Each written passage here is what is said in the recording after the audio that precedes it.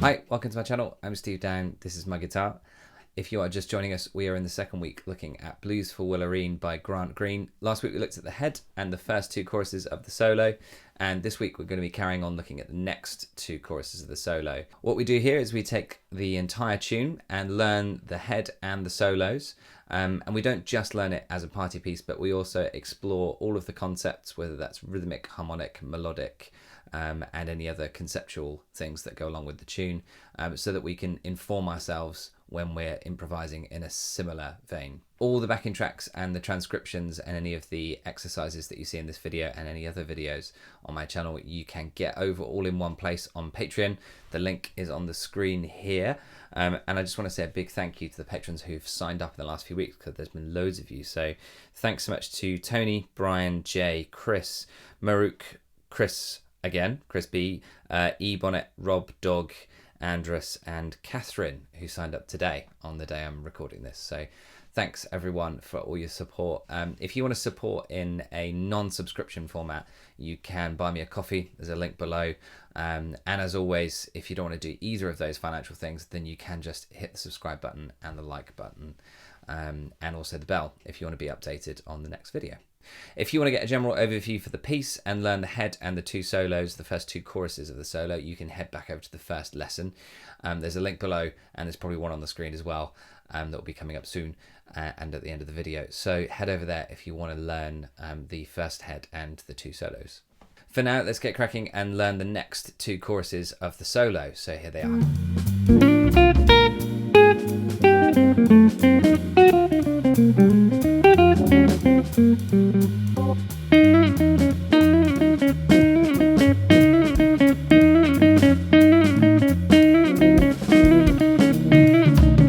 Okay, so the first four bars of the third chorus of the solo, this part is really interesting because he kind of veers off of any pentatonic ideas for these four bars and looks more at superimposing harmony. And superimposing harmony is where you're superimposing arpeggios or chords or suggesting chords that don't actually exist within the format of the piece, or they're not played by any of the other people who are in your rhythm section. Sometimes the rhythm section will pick up on it, and you might have a happy accident where you imply something and someone else also does that at the same time. But usually it will be like here, where Grant's actually implying a whole load of different chords underneath to create some nice, interesting, juicy, sophisticated sounds, and the rest of the band are just following the normal harmony underneath. So the first bar is nice and easy. It's just, that's just him suggesting B flat 7.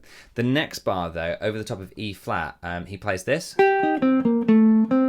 Now what this is he's actually, to my ears, he's suggesting F9. So he's actually suggesting that chord over the top of it. And what that does is it creates a really nice, sophisticated sound. And so what he's done is he's taken a dominant ninth chord, a tone above this chord, and he's suggesting that in his solo. So we've got the ninth of F there, which is also the major third of E flat.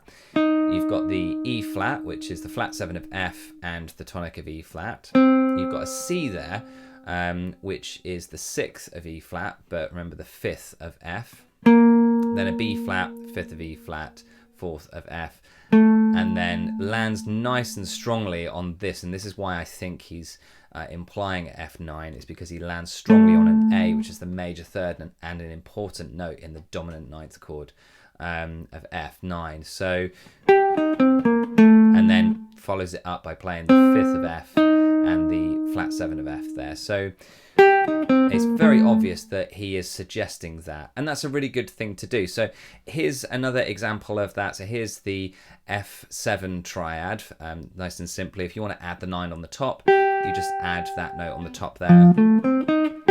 Okay, I've just done it as F7 to keep it nice and simple, and then I've given you another example of it being used over the chord change of E flat 7 going back to B flat 7. So here's that.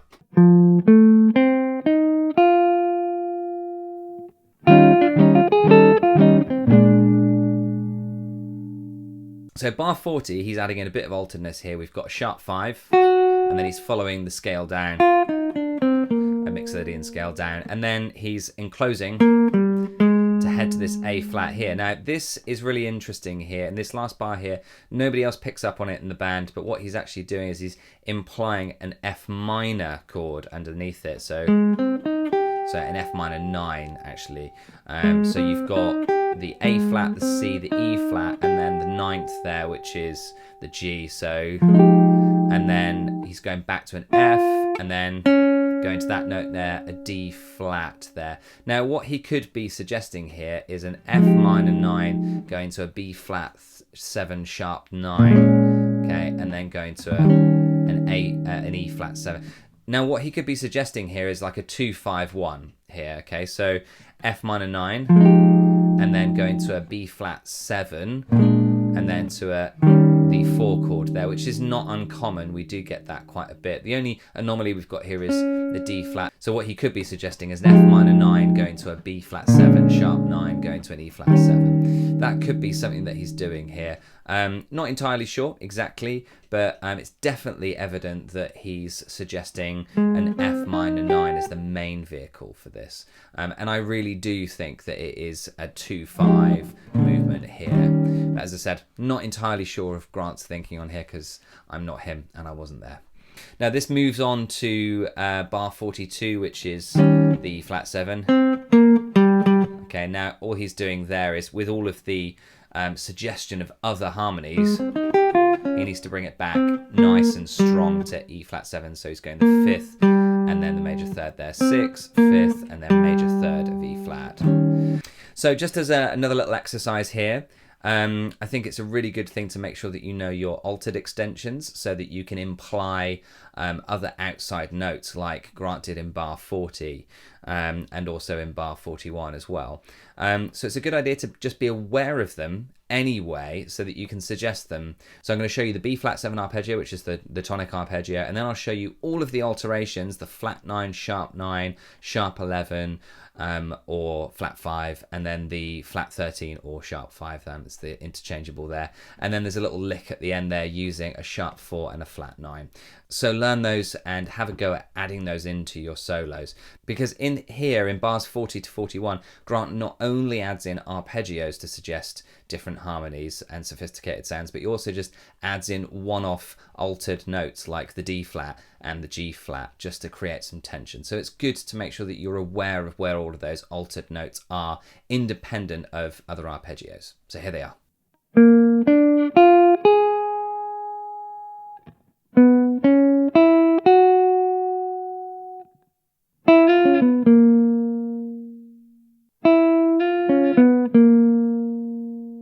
Okay, so the remainder of this third chorus here is using rhythmic displacement. And rhythmic displacement is basically where you take a phrase and you start it in a different place in the bar, following on. And the phrase that Grant's actually doing here, could actually be seen as a 3-beat phrase or a phrase that's in 3/4, but obviously he's putting it into 4/4, so it doesn't match up properly, and so you get this nice rhythmic displacement that creates some rhythmic tension rather than having to rely on harmony or melody to create your tension. Now I go through this all the time, and I pick up on this all the time in all of the series because a lot of jazz guitarists use this technique, and so it's well worth learning and spending some time in.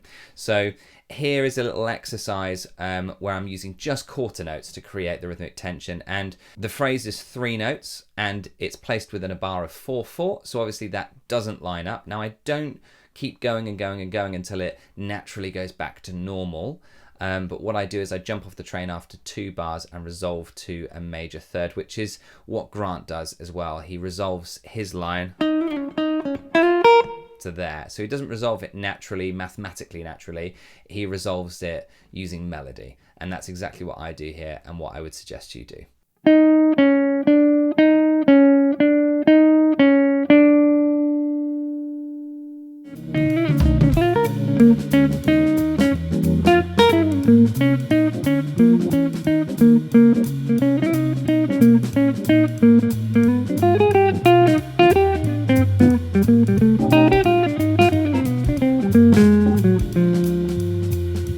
Okay, so in the first 4 bars of the 4th chorus, which on the transcription is bars 50 through to 53, we've got a lovely phrase.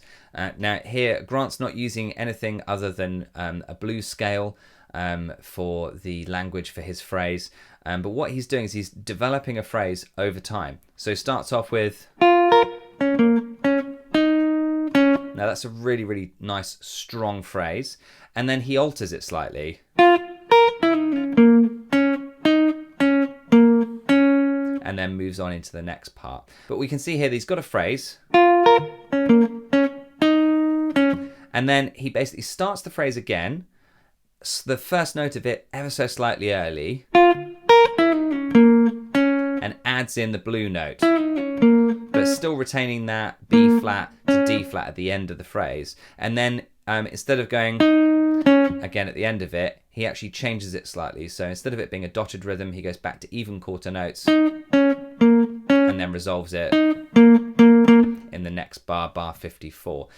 It's a really useful idea to make sure that you can do this kind of call and response development of phrases in your solos, because it does draw the listener in, and it's just a really good melodic device. It creates a nice arc in your solo, and also you can see that what he's trying to do here is set up a line, create a little bit of tension, and then resolve at the end. And that's just a great way to create some nice melody in your solo. So here's another example for you to try using this same technique of developing a phrase, keeping the phrase the same on bars 1 and 3, the same or similar, and then bars 2 and 4 of the phrase change slightly, and there's a nice resolution at the end. So here's that.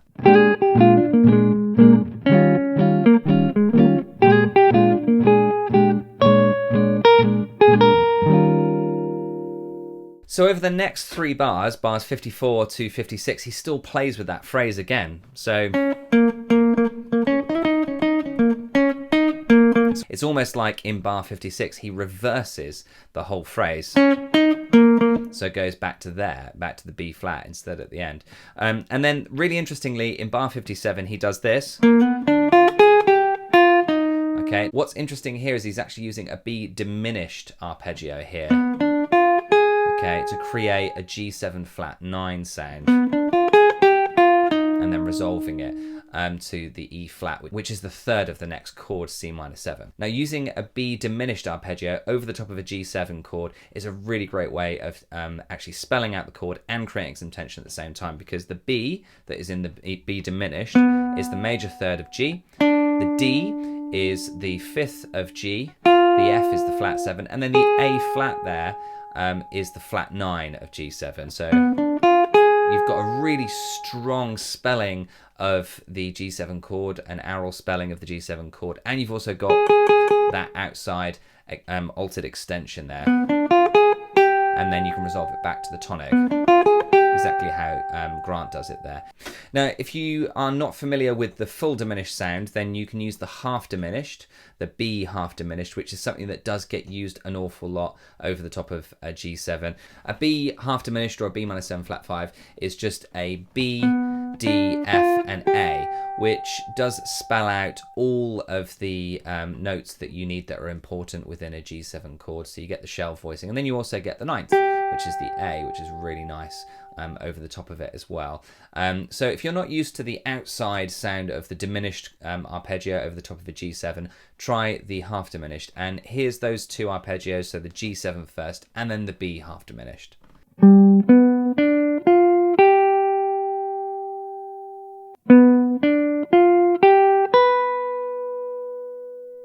Okay, so finishing off the last 4 bars of the 4th chorus.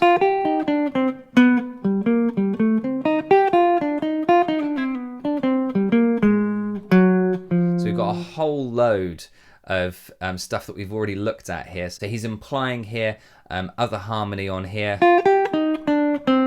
To begin with, in bar 58, he's just playing a nice phrase in C minor, so G, E flat, D, C, and that's a really nice phrase. Just sets up that C minor 7 chord really nicely. From that C down into B, creating a bit of a Lydian sound over the top of the F7 chord. Okay, and we've got like a nice movement using this G as a pivot note, so and so you get that chromatic nice idea here. And then he uses that half diminished idea that I just talked about, but this time over the top of F, so your half diminished is going to be A half diminished. And then at the end, okay, here you've got a nice long enclosure.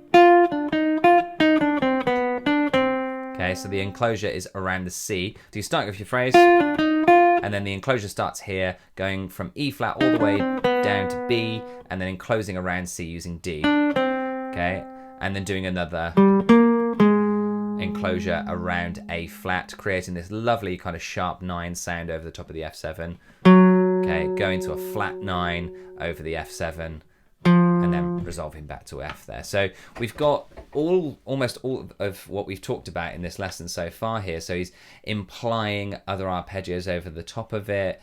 He's using extensions over the top of it, scale notes. He's using the half diminished over the top of a dominant chord. The only thing he's not using here is rhythmic displacement that we talked about. So this last phrase here is almost like a perfect example of everything we've talked about in this lesson. So go away and learn this and try it out in your own solos over the top of this backing track, or you can use it on any jazz blues. Just make sure you're changing it into the relevant key. If you've got any questions, pop them in the comments below. You can get all of the transcriptions for this series and any of the other 10 series that I've got on my YouTube channel. And all of the backing tracks and examples are also available there, and some extra bits and pieces. So if you want to get all that, head over to Patreon. The link's here. We also do a monthly Q&A on Zoom where I talk about a particular area of study relating to the series in a little bit more depth, and then answer any questions that you have. And that's for any tier on Patreon. So head over to Patreon if you want to get any of those benefits. If not, there's a buy me a coffee link below, and don't forget to hit the like and subscribe button and the bell if you want to get updates. Thanks so much for listening and watching if you got to the end of this video, and I will see you next week for the next 2 choruses in this solo. Have fun. Bye.